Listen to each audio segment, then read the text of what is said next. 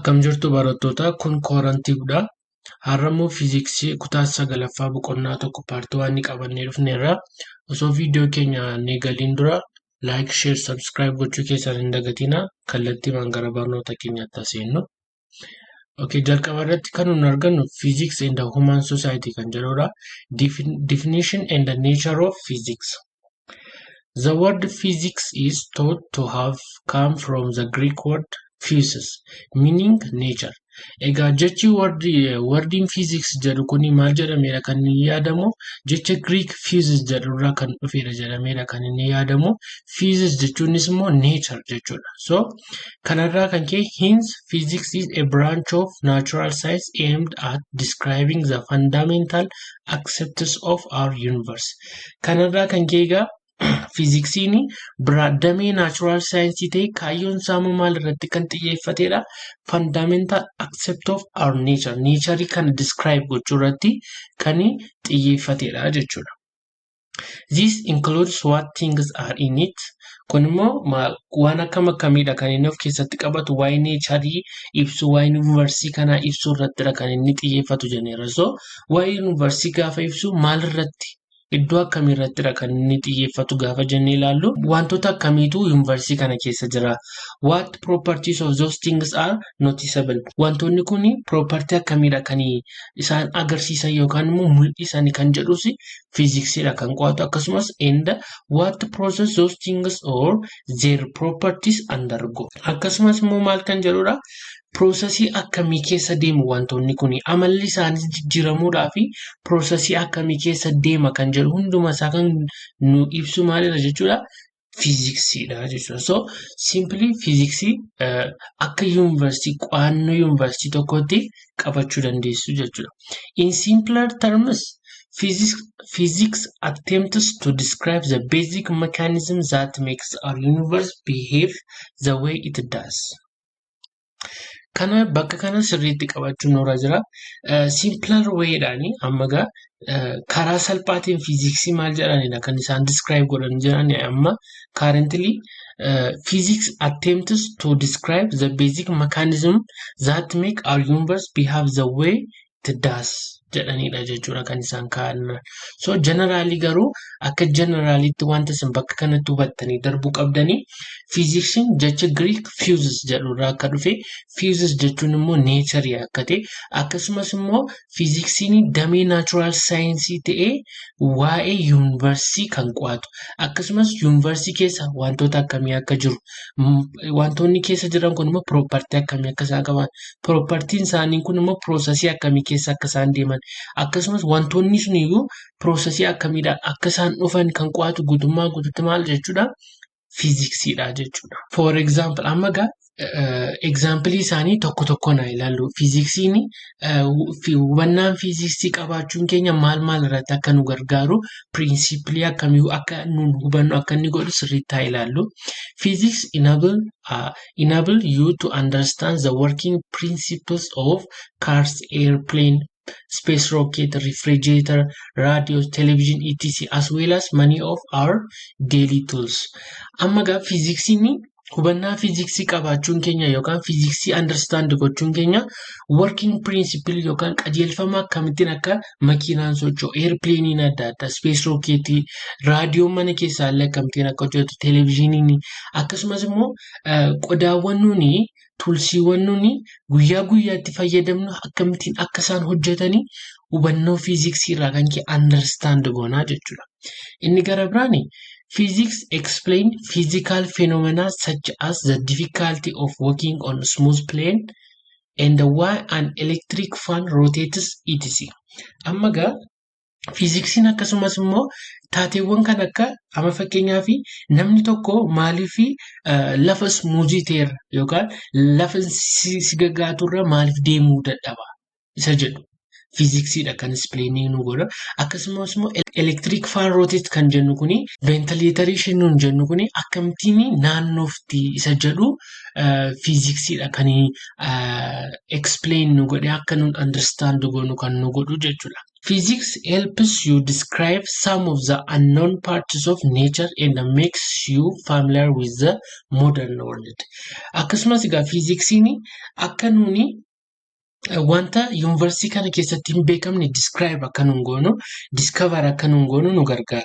Akkasumas immoo namoonni familiar akka nuun taanu, modern world wajjin akka nuun walii gallu maaltu nu gargaara jechuudha fiiziksiidha. Amma fakkeenyaaf ampuuliin ifu kuni duraan hin jiru ture. So amma egaa fiiziksii understand gochuurraa kan ka'e ampuuliin kun dhufe. Ampuuliin dhufe kuni modern world wajjin akka nu wal barru nu taasise jechuudha. Akka kanadha.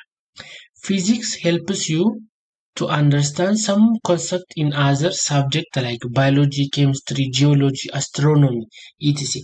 Physics ni ga akkasumas immoo damee adda addaa yookaan subjectii adda addaa kan nun understand goonu nu godha. Gara kutaa 12 boqonnaa tokkotti sirriitti ni ilaalla. Amma ta'es immoo boqonnaa kana keessatti sirriitti xiqqoorraa rukutuyyaarra biology keessatti physics nu gargaara, chemistry keessatti, geology keessa, astronomy keessatti nu gargaara. Bifa akkamiin nu gargaaras jedhummoo bal'inaan slaayidii keenya ta'an irratti ilaalaa deemna. Okay, nooti kana sirriitti ilaala bakka kanatti. Studying physics helps you understand concepts, relationships, principles and the laws of nature. Fiiziksii qo'achuun keenya maal nu gargaara? Konseptii kan akka relationship, walitti dhufeenya, principle, qajeelfama, law, seera, nature akka nu hubannu nu taasisa jechuudha. A person who study physics is called a physicist.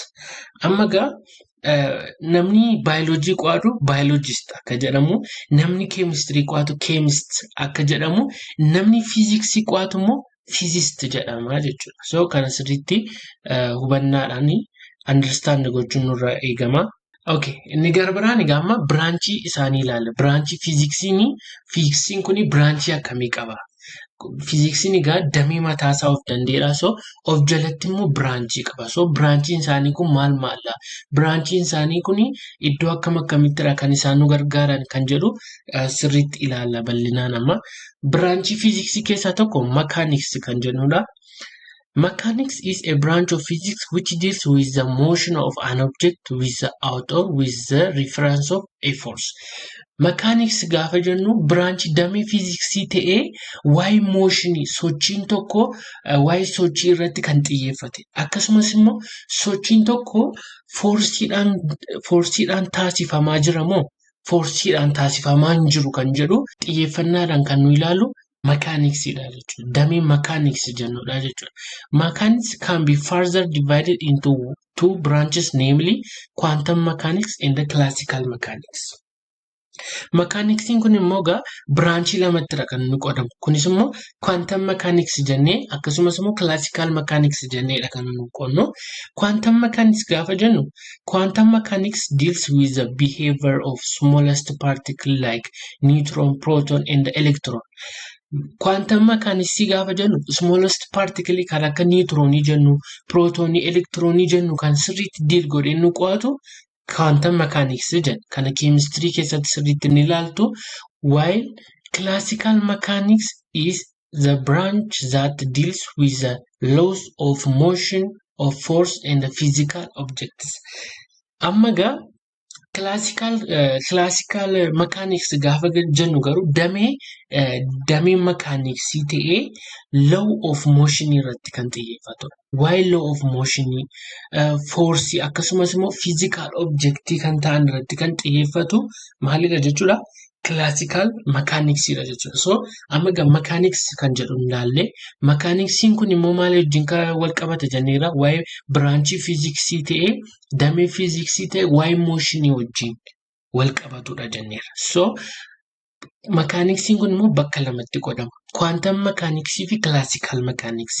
Quantum mechanics waa'ee smallest particle behavior isaanii amala isaan qaban kan akka neutronii, protonii, electronii qo'ataa jenneera.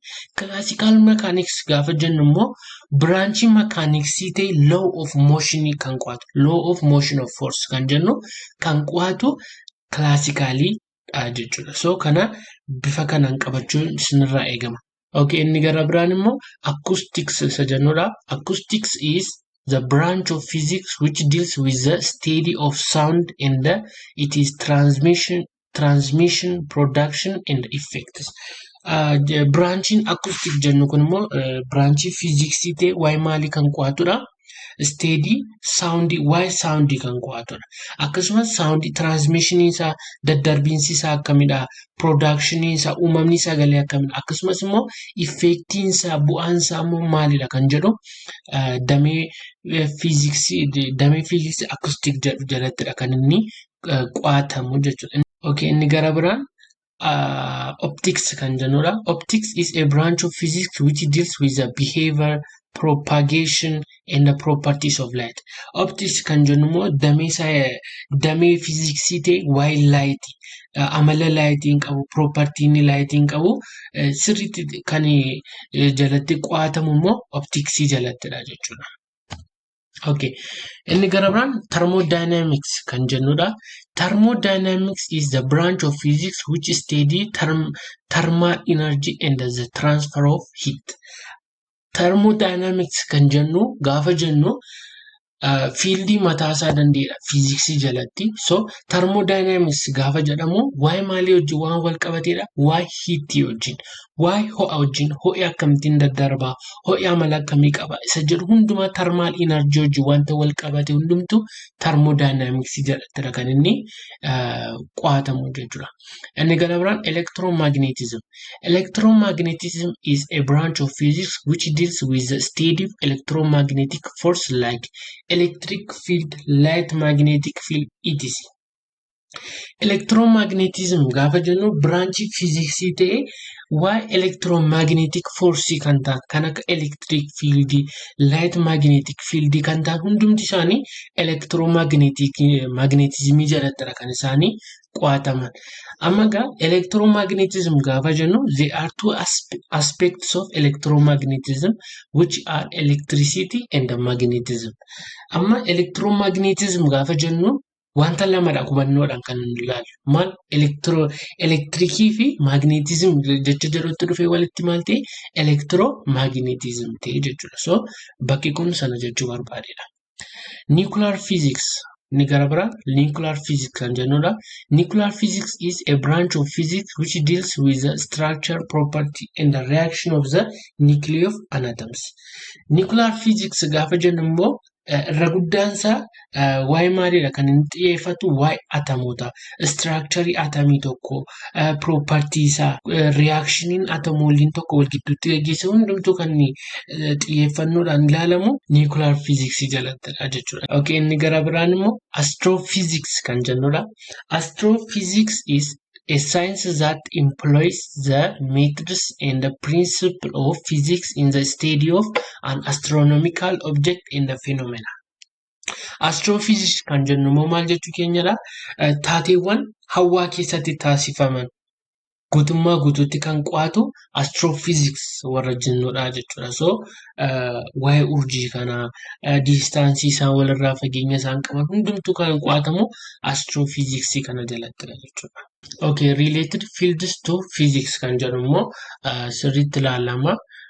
Related fields to physics gaafa jennu fiiziksiin barnoota adda addaa keessatti, disipiliinii adda addaa keessatti nu gargaara jennedha. Akkuma keemistirii keessatti nu gargaara jennedha. Amma nuni slaayidii keenya jalqabaa keessatti keemistiriin bifa akkamiidhaan kan inni fiiziksii fayyadamu isa jedhu bal'inaan keemistirii duwwaamni barnoota adda addaa kaasnee in ilaallaa jechuudha.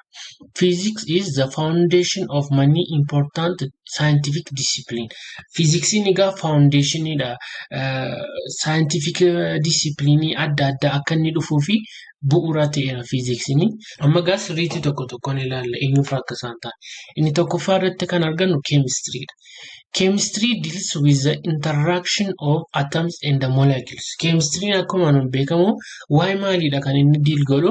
Waa'ee interaction wal nyaatinsa atomii fi molecuulii akkasumas molecuulii gidduu jiru kan xiyyeeffannoodhaan qo'atu maal chemistry. However, it is rooted in atomic and molecular physics. Haa ta'uyyuu malee waa'ee kana deal godhuyyuu malee kan inni rootatee jiru kan inni sirriitti hundee qabatee jiru garuu atomic and molecular physics kan jennu jalattidha jechuudha. So dameen keemistirii kun maal jalatti hundaa'ee jira jechuudha. Fiiziksii irratti rootatee jira jechuudha.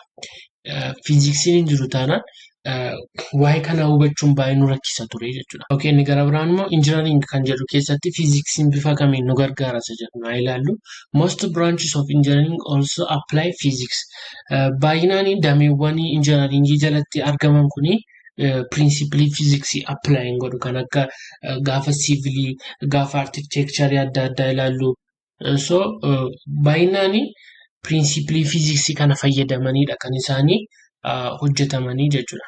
Physics is at the heart of determining structural stability, acoustics, heating, lighting, and cooling for buildings. Akka nuni determine goonu nu godha. Heating akkamittiin determine, lighting akkamii akka qabu, cooling for building determine akka nun goonuu fi wiirtuu keenyadha jechuudha. So fiiziksii irraa kaaneedha kan nuti wanta takana determine goonu jechuudha. Stability isaanii, acoustic isaanii, heating isaanii, light akkamii akka cooling akkamii akka barbaachisu hundumasaa akka wiirtuutti maal fayyadamna jechuudha. Fiiziksii fayyadamna jechuudha. Inni gara biraan geology kan jennudha. Parts of geology is the study of non-living parts of the earth, rely heavily on the physics. Amma geology gaafa jennu geology immoo study of non-living parts of the earth. Akkuma beekamu geology kan jennu geography keessatti akkuma isin barachaa jirtanii waa'ee lubbuu qabeeyyiin taane garuu lafa kanarra jiran kan baay'inaan qoratu immoo geology keessattidha. Kun immoo baay'inaan irra guddinaan maalirrattidha kan inni depend ta'u fiiziksii irrattidha jechuudha. Fiiziksii irrattidha kan inni depend ta'u jechuudha.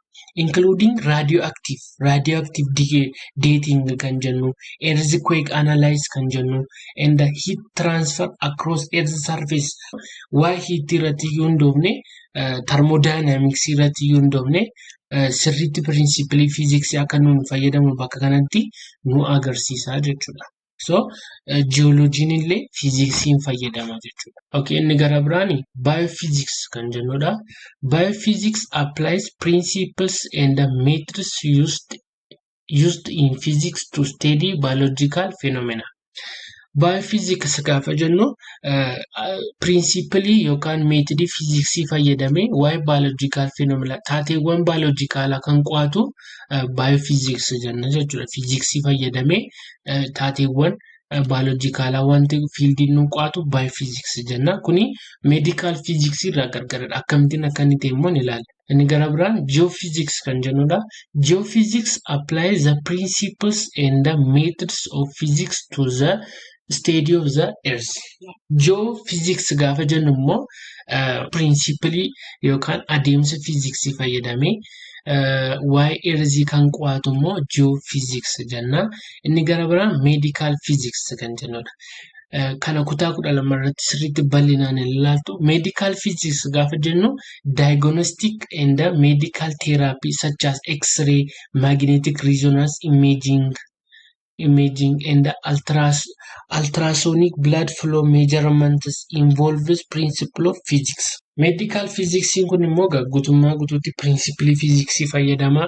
Magnetic resonance imaging keessatti, X-ray gaafa kaasnu keessatti, ultrasonic blood flow gaafa measurement goonu keessatti hundumti isaanii principally physics fayyadamu jechuudha. So related field physics kana sirriitti xiyyeeffannoodha maal akka isaan fiiziksii keessa biraanchii akkamii akka isaan fayyadamanii sirriitti ilaaluu qabdu jechuudha. Paartii 1 kanuma irratti xumurreerra. Viidiyoo keenya sattaanuu irratti paartii 2 qabadhe amman isinii dhiyaadutti nagaan tura. Like, share, subscribe gochuu keessan hin dagatina. Milkaa'ina dhalootaaf sababa taana. We are cause for success of generation.